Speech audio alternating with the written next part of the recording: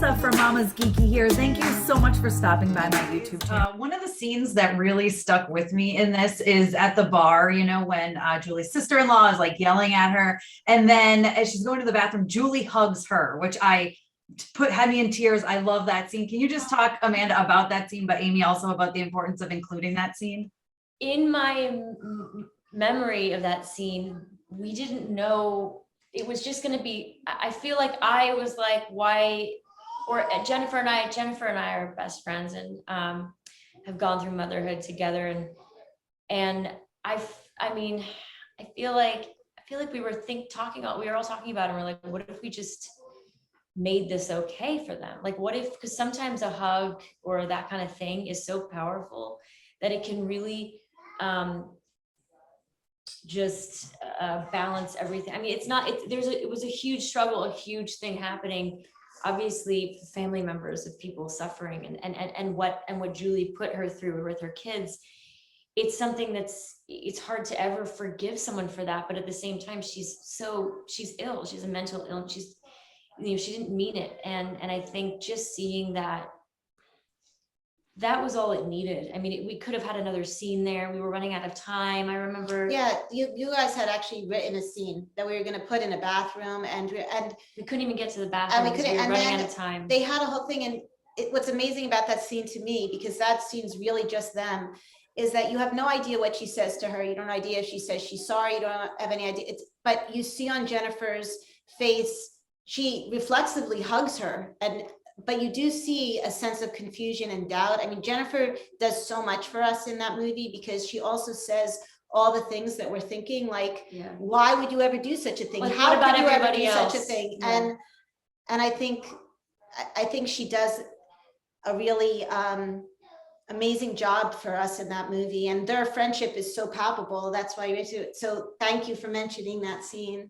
Thanks. One of the things that really moved me when I was watching the film was how you approached such a deep and important subject with such beauty and color and a fun aesthetic background to it. So Amy, I would love to know kind of your thought process about making it so colorful and so bright and happy looking while taking on such a deep and dark topic. Well, I think that we've always seen depression portrayed as a very like emo, heavy black line, eyeliner, dark thing. And I think we're talking about postpartum depression and motherhood and putting on the mask of a smile. And I was trying to show the dichotomy between those two things. But the thing that was most important to me was to have a character that you saw all the beauty in the world, loved her family, loved her children, and, you know, loved, you know, every little yellow flower that pops up through the ice, and still, you know, thought the world would be better off without her. And so I wanted to show that she had both those things within her. Yeah, I loved how her character always would stop and like look at the balloons and point those things out, which I think as parents and moms are always so busy and we're on the move.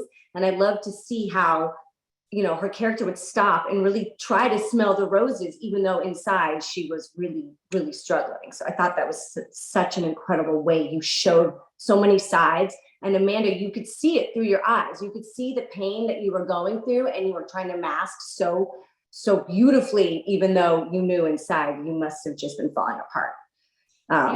Yeah, I mean, that's the thing. It's such a, I think part of the struggle in very specifically in Julie's story is that, you know, it just doesn't make sense to her even as well as much to Ethan.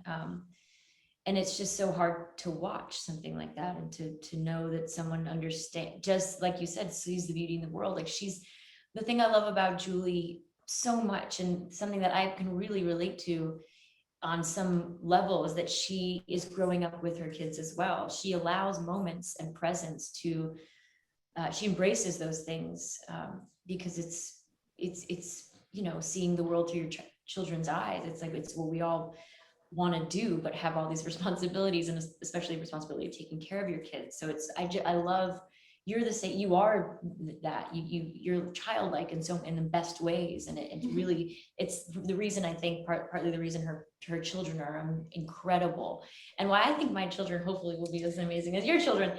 And I think that's I think that's confusing to Julie, and I imagine to a lot of people who are feeling so bad yet want desperately to feel good.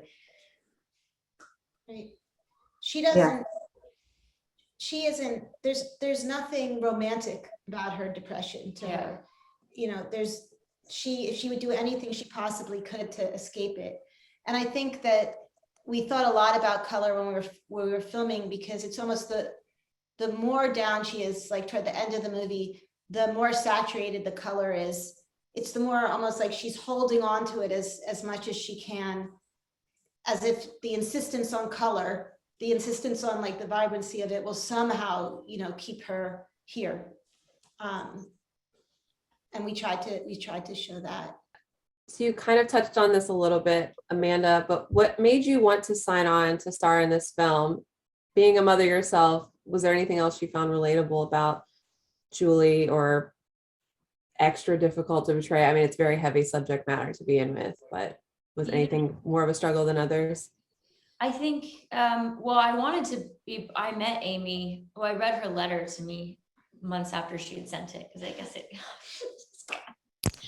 things get busy. And I think I just found there aren't many stories about this that are, I mean, there are like no stories told in this very specific way, which is from such a compassionate place, a very feeling place.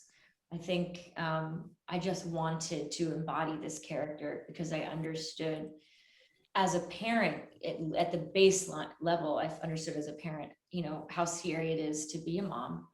And then to go deeper into this specific woman's mental, emotional and mental struggles.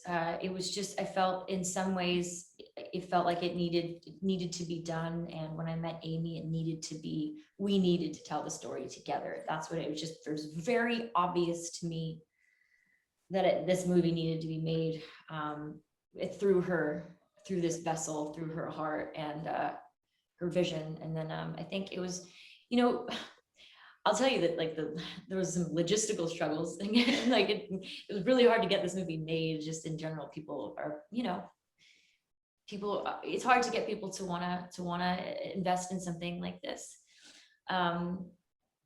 which is why it's so amazing that it got made, and why I think it really is gonna help you know, generate some change. And you know, I think the struggle was just not taking it home. Like any acting job, you don't, you know, the stuff that's really, really hard, you don't want to take it home.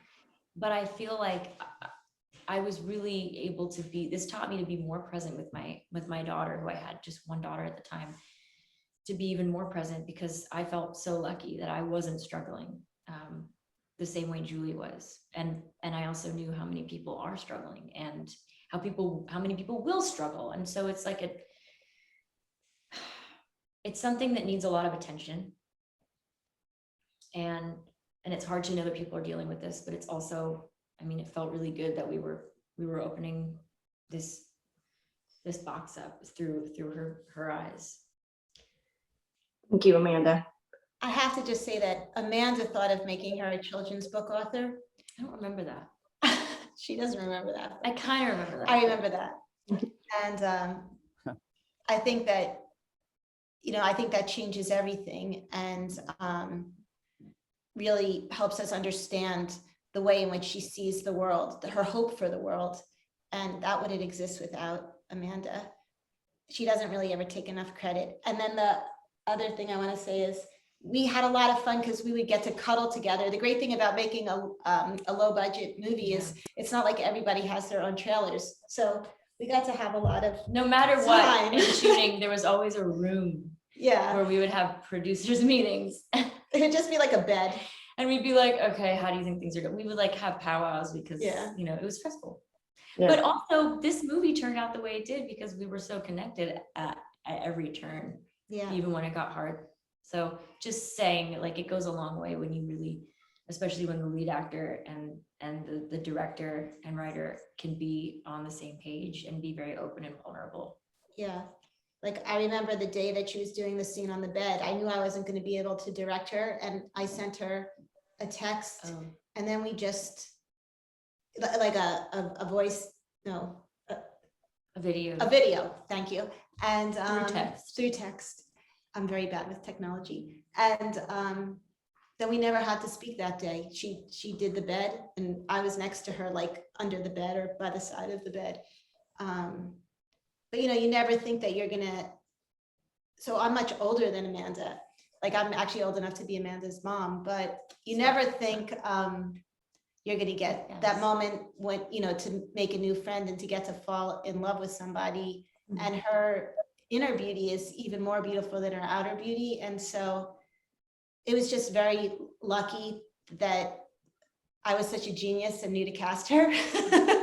But it's really her heart that's in there, merged with my heart. So that's what you're looking at, for better or worse. I just want to broaden it a tiny bit. I mean, I think that the colors for me, the colors that were so, and the Pinky Tinkerbink, I mean, even the name invites you in. And that's the whole point, that big budget movies are made on war and, you know, catastrophe and all this man stuff, which is great and exciting and interesting. But the struggle is real and it's universal. I mean, this is about a woman with severe depression, and you all know the story, but this is an everyday issue. I mean, the most pervasive problem that new mothers face in our culture is exhaustion and feeling overwhelmed, because every mother should be patting herself on the back because they're doing something that they were never meant to do. They're raising a child or a family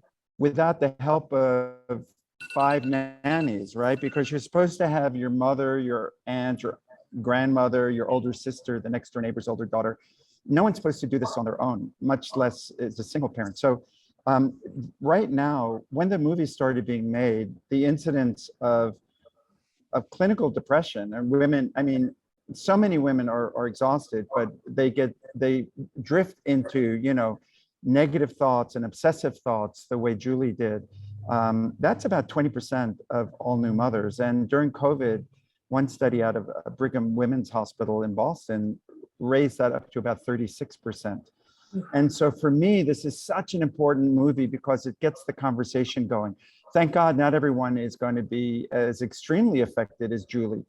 But for each Julie, there's 1,000 women who are struggling, and men as well. It's not just women, by the way.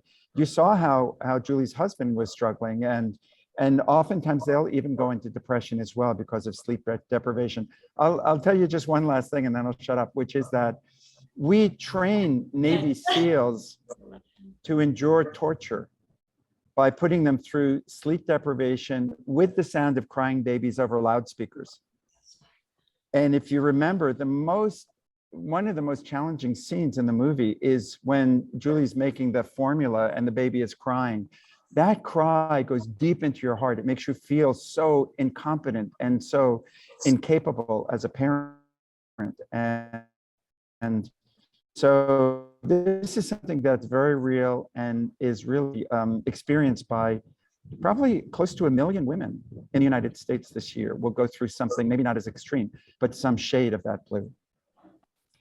Yeah, I remember when my son was born, I was so scared because of the depression to take my eyes off him. I was so positive that if I took my eyes off him for 1 second, something would happen. And I, you know, would take, if he was asleep in the crib or anything, and there was anything hanging above him, I would take it off every night and put it on the ground. And then I would just watch him. And I remember thinking, if I could get toothpicks and just put them in my eyes, then my eyes wouldn't be able to shut, because I was petrified of falling asleep, because if I fell asleep, you know, anything could happen if I looked away for, you know, 1 second. And that is true. That's a fascinating thing, what you said about torture and Navy SEALs. That I never thought of that. Sleep deprivation and you know, just to say that what you're describing, Amy, what you're describing in terms of the anxiety, which I think was so beautifully portrayed in the movie, not boohoo crying all the time, I mean, Julie was not in tears nonstop. The tears came very seldomly, but the stress, the anxiety, the feeling of I'm not good enough, they're better off without me. The voice in your head, that's the thing that so many people struggle with. And I would say postpartum anxiety, those fears and concerns, the postpartum anxiety, the fears and concerns are even more pervasive than actually what people think is going to happen, which is they're sad all the time and they're blue and they're crying. For most women, that's actually not what it is. It's an anxious depression. Dr. Karp, actually, I had a question for you. I wanted to know, not that I want an instant fix, but how would you let moms know what to look for and what signs to look for that they might be depressed or they are going through depression? And what word of advice would you give when they have negative thoughts creeping up on them?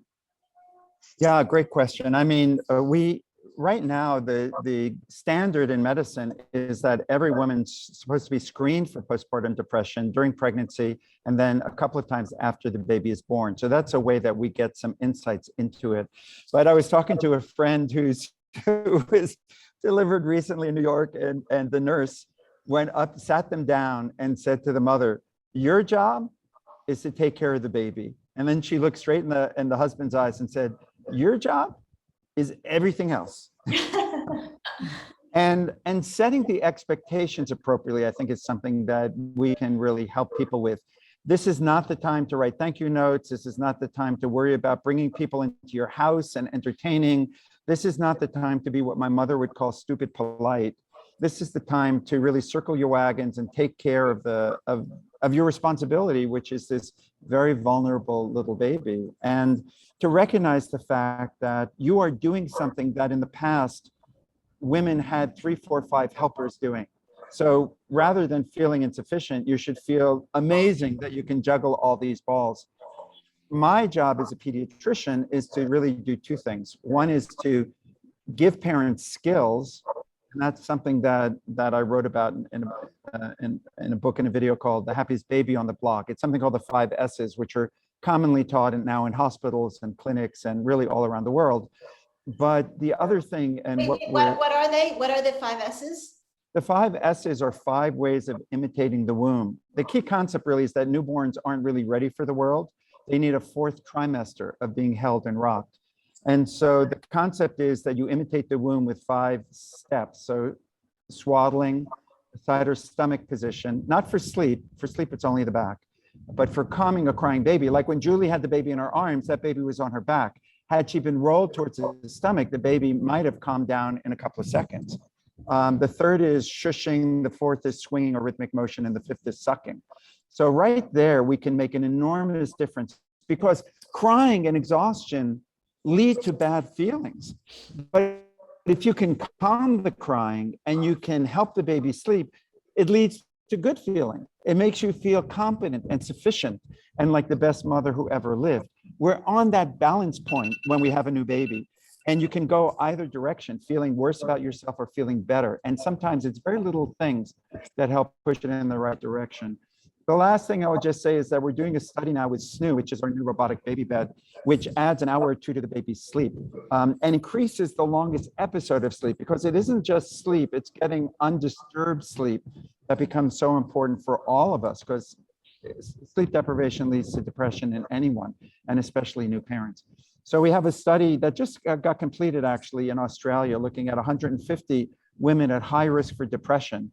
And I'm not saying this is the cure-all for it. There are many reasons that women fall into depression, but we're hoping, if we're lucky, we may be able to prevent 30 to 50% and reduce impact just through giving sleep, reducing crying. And I'm not saying that those are the numbers yet. We don't have the numbers yet, so I want to be a little cautious about that, but that's my expectation.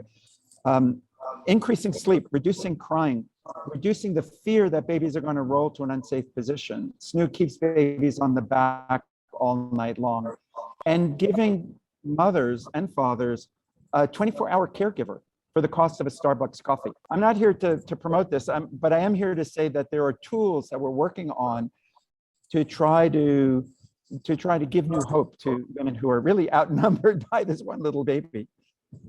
That's what it feels like.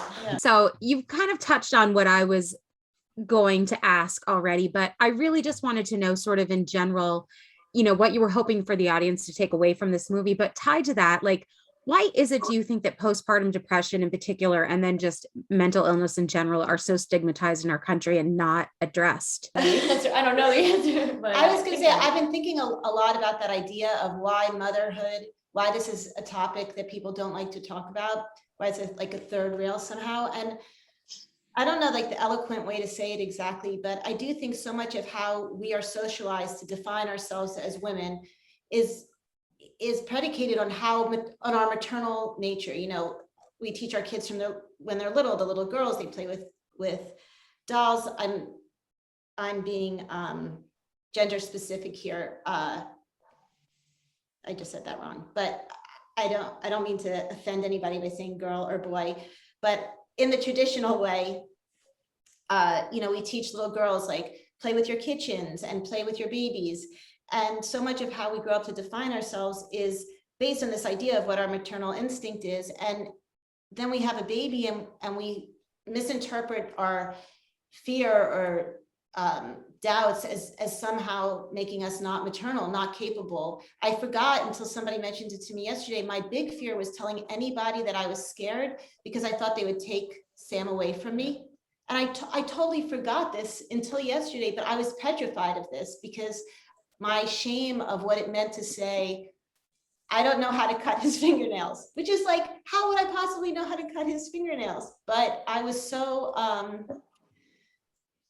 you know, I was so scared that I thought that I was going to be, you know, deemed such a bad mother because I couldn't cut his fingernails that, you know, they'd have to take him away. Now, of course, I wasn't 100% thinking clearly, and so that was an exaggerated reaction. But I do think it has to do something with how women define themselves and what we think it is to be maternal.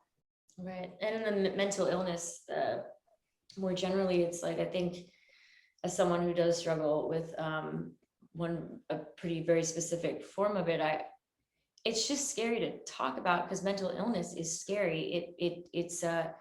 It's still stigmatized because people are still not talking about it, and it's still not like at the federal level, it's still not recognized as something that is that common, and their access to any kind of healthcare is still not very affordable, and it's still like a niche, kind of has a niche place in the world, which is so bizarre because, you know, the more recognizable people, you know, that talk about it, the more you think, more, you know, the safer people hopefully feel, and the less alone people feel, you know, people who are struggling with mental illness.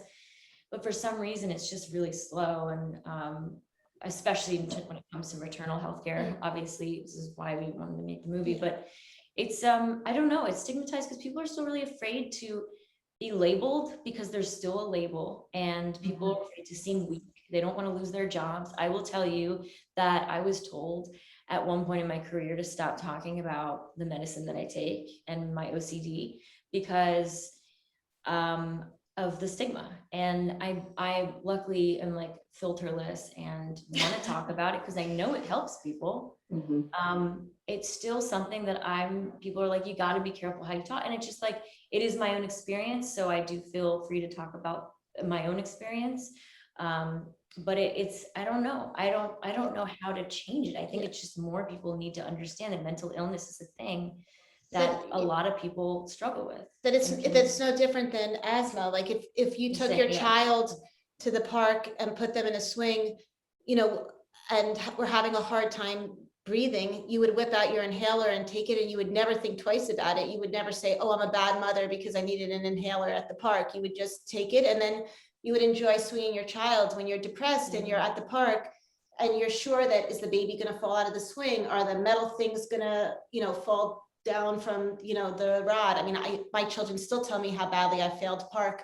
I was scared of everything in park. You know, is the man 200 feet away coming to snatch my child? Those are symptoms of more, you know, acute depression or anxiety. And the problem is so many of the symptoms are reinforce the illness. So the symptoms of telling you, you know, you're not good enough, you can't handle it, then the end part of that sentence is, so you better not tell anybody, because then they're going to know you're not good enough and can't handle it, or it's hopeless, so I shouldn't go ask for help. Like every way, when you're thinking off like that, every way in that maze, you find a way that you're going to hit a wall. It makes it more real too. Like when you talk about it, it makes it more real. And the truth is, as scary as that is, that's actually kind of a really good way to open yourself up to healing, which is that, you know, I mean, God, it's, you know, there's another big factor, which is people don't want to know about it, because that means they have a responsibility to act. So And true. one of the things we're trying to do is get federal and state legislation in place so that we have more centers and more supports, not just for women with depression, for women with babies. I mean, one of the things that COVID exposed was that, you know, working women are working squared women, right? I mean, they're working double jobs, and working men as well who have young children at home. So although it's clear, and we all know this to be true, is that when it comes to the jobs in the house, you know, what was the meme I saw the other day, you know, why is it that, you know, I'm doing this with my kid, and my husband watches 2 hours of Dune holding my baby, and everyone thinks he's like, you know, the best supportive partner. But one of the things I would always teach my families is the only normal family is the one you don't know very well, because you just start asking questions and everyone's got a story to tell. And I think that one of the goals of this movie and the discussion around it, sorry for the noise, but the goal is to have conversations. And again, not that this is marginalized and Julie is a more extreme case of it, but to really talk about how parenting should be. People in other cultures think we're idiots, that we would have a baby, and instead of the woman being surrounded by 5 women washing her feet and making her favorite foods, we're basically saying, suck it up and deal with it. And don't complain about the crying, by the way. And the sad thing is, and this is the thing we have to change first, is that women accept that. They buy the lie. They believe, yeah, I'm supposed to do it all. It's what a mother does. No, it's not what a mother does. A mother's never done this in the history of humanity without support, without training, without that type of backup. And so it's really recognizing, which so many other countries recognize, is that social services are not a handout. They are a strengthening of the fabric of our society. What would be sort of an elementary school level of, hey, if you see signs in your wife postpartum, what should you do at minimum? What should you do to be to the extreme and the most supportive husband you could absolutely be? Can you kind of walk that spectrum, the three of you guys with me, and what you think the movie does to paint those different broad strokes? I mean, the first thing is, you know, it wasn't that Julie was a liar. It was that we all have shame about when we're failing at what we think is the job that we should be able to do and everyone else is able to do. And so partly partners have to recognize that this isn't something that's going to be easy for their partner to talk about, and their partner may not even realize it yet. You know, so it's checking in with them. It's a lot of physical contact, a lot of letting them know that they are great moms and that they're doing what they can with so little help. You know, there's a lot of anxiety about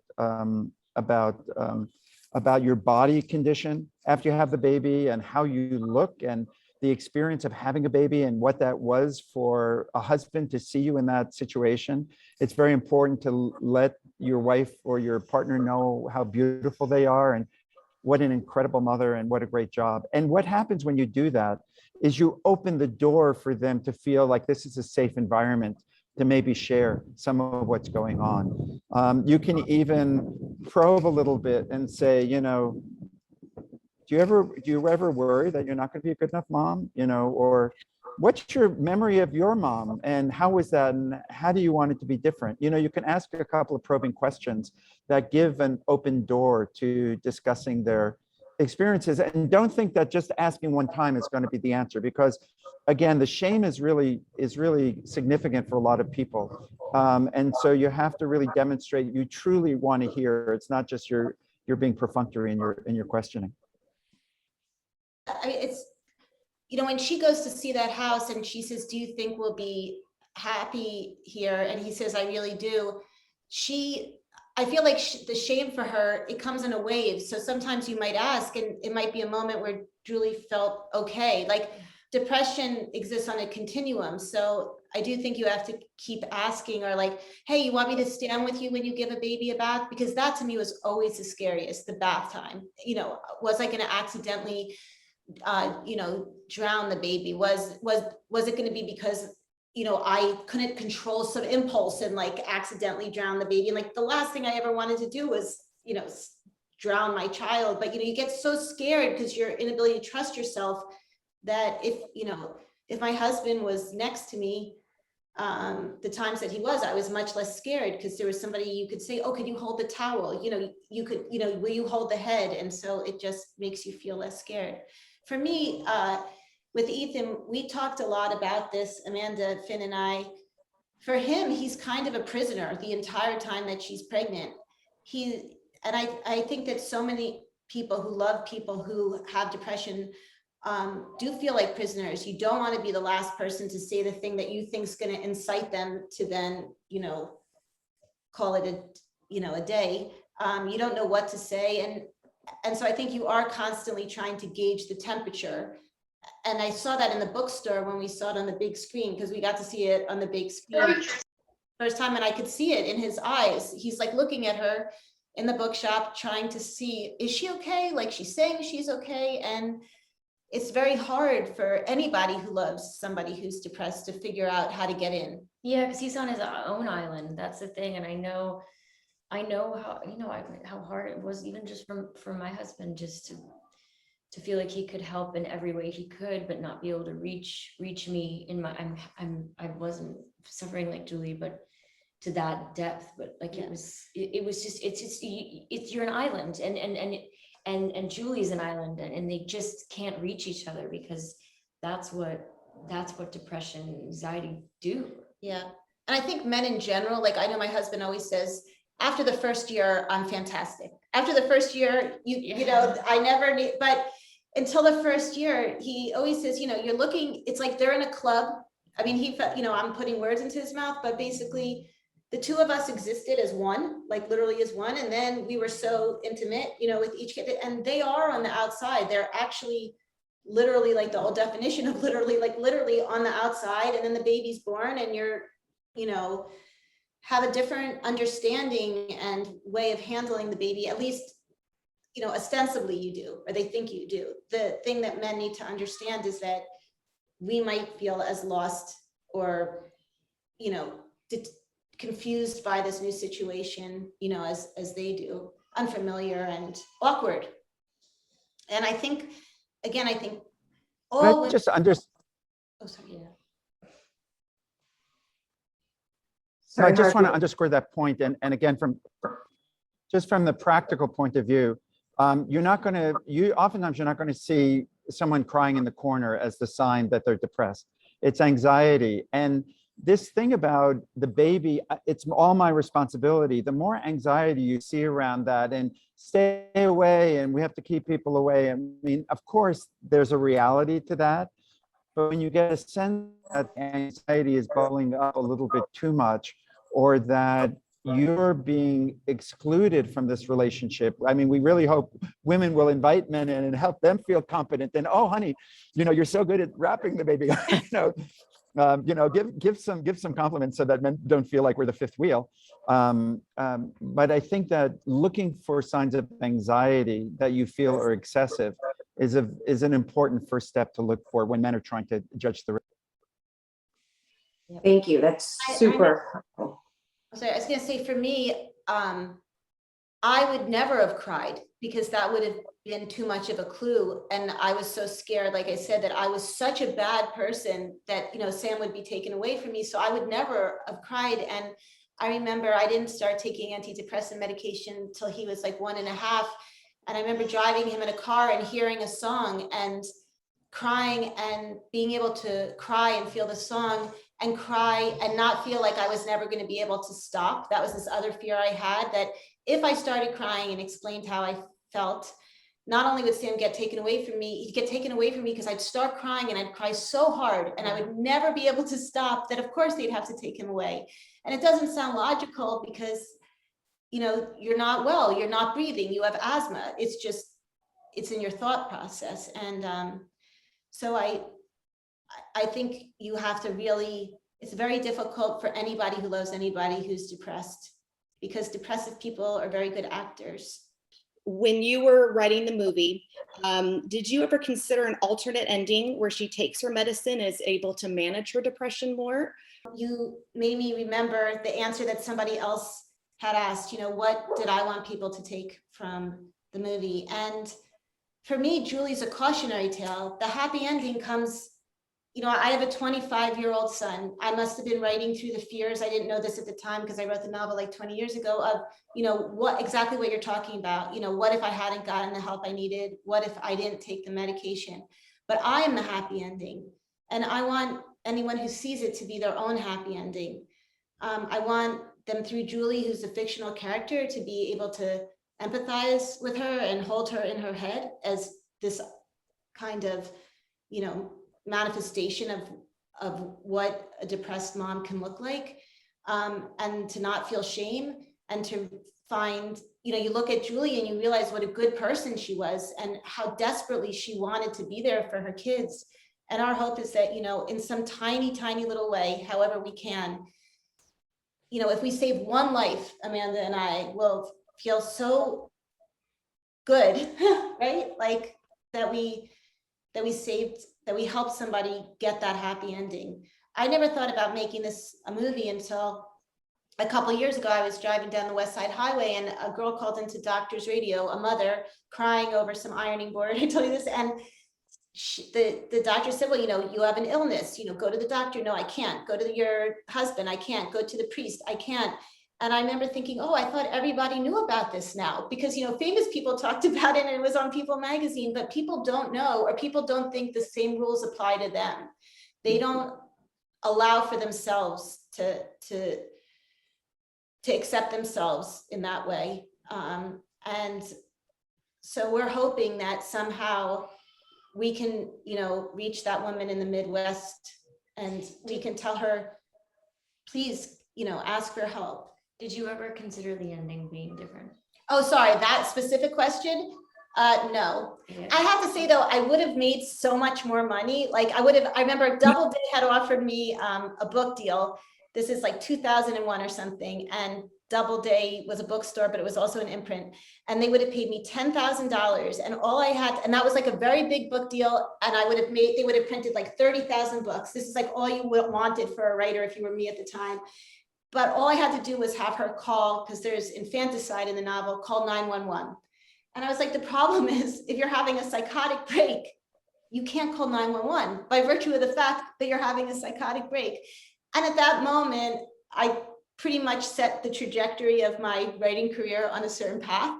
But I didn't want to change the ending, because I did believe, and I believe this with everything that I write, the characters that have moved me the most, you know, are the characters that I wanted to be, that I learned from and saw myself in, but wanted to be different than, wanted to have a different outcome then. And also, it just wasn't true to me for Julie. I think the voice in Julie's head is louder than, you know, her ability to overcome it. Yeah. I mean, when do you think, Harvey, that there's going to be a way to do a quantifiable test, you know, that's simple? Like, you know, I think one of the big problems is with asthma, you can measure the breath, right? So you don't feel crazy because you can measure, you know, how little you're breathing. With diabetes, you can measure, you know, your sugar levels. But with this, I mean, I think I told you this on my way to the premiere 2 weeks ago. I turned to my husband in the car. Oh yeah, I said this, and I said, did I have postpartum depression? Like, even my mind now wants to tell myself that I was making it up, right? Not, of course, I mean, of course I did. I don't think you could actually write that movie if you didn't really, but you know, it's just, depression's a tricky thing on your head. When do you think they're going to be able to give us proof in a test? Well, I mean, it's a sliding scale, right? It's a spectrum. So there's little, medium, a lot, and psychotic. So I mean, we screen women with tests. We have like 5 question screeners and 10 question screeners, and we're pretty good actually at detecting them. But it's not enough. I mean, what the studies show, so a big study out of Kaiser, 100,000 women were detected with elevated screens shortly after the baby was born. 6 months later, half of them still had elevated screens for depression, even though they were under treatment. And in most cases, studies have shown that of the women who screen positive, only 5 or 10% of them ever get treatment. 90% of them end up falling through the cracks. We will never to handle a million women with postpartum ever. I was telling someone the other day, if 1 million women every year were getting tuberculosis, we wouldn't screen for TB and treat them. We would figure out why the heck are they getting TB? How do we prevent it? And so there are many things that we can't prevent with postpartum depression, like being raped and a painful delivery and all that kind of stuff that can push you in that direction.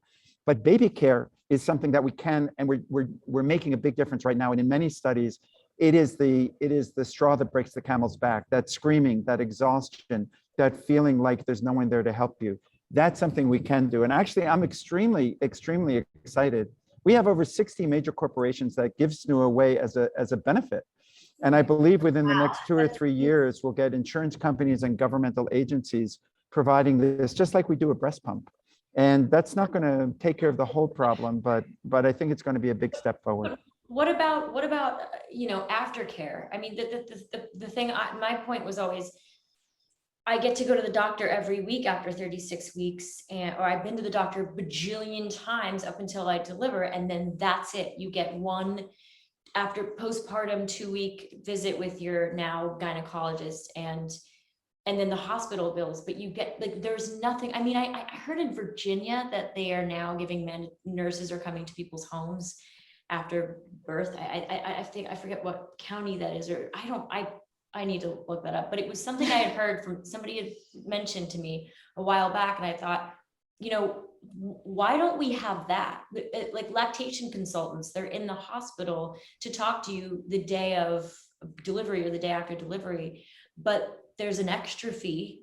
There was certainly from in my experience, and you don't get to take them home. It's like there are lactation consultants, there are therapists that you can reach out to, but that's only if you have time and money. So for the most part, where's our 4th trimester care? Why aren't we being visited the first couple weeks at home for free or under insurance or whatever? And why are we just being completely forgotten as soon as we give birth? Well, it's a big job. And I would say that for the last 15 years, we've had many programs of home visiting nurse programs, especially in high-risk populations. There's a big bill right now before Congress for paid maternal leave, or paid parental leave rather, which I think is something that's very important. Getting services to help improve sleep, getting more childcare services out there, and investing in supporting these men and women who work in childcare settings, because right now they could earn more money flipping burgers.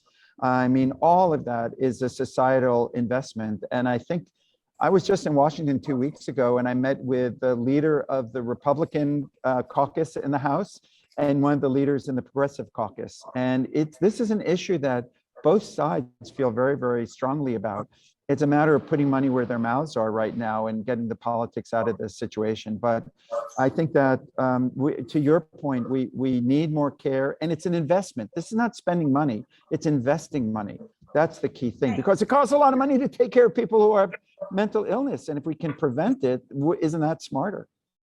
I also think we need to educate providers. Like, every time when you said the word lactation consultant, I went like this, because I remember when I was giving birth, the idea of not breastfeeding your kid, the doulas, it was a really militant thing. And it was so shameful to not breastfeed your child. And so I think we need to. That stigma has relaxed. That's good. Yeah. But I mean, I think we, in the medical profession, we need to make sure, not all doctors are like you. And so, you know, if we could have all the pediatricians ask, I mean, I did not have a doctor like you as a pediatrician.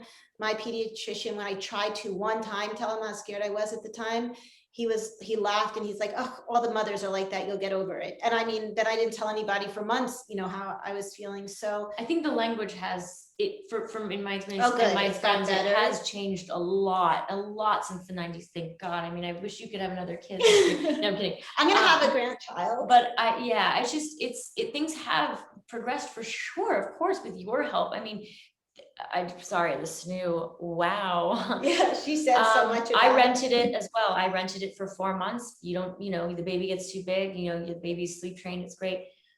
It saved me in so many ways, but it's, you know, there aren't as many people like you, and we just, I don't know. I just wish you could clone yourself. You'll take over you'll take over everything. You'll fix it all. No, I'm kidding. Yeah. But still, you're in the right place. Thank you to Dr. Karp.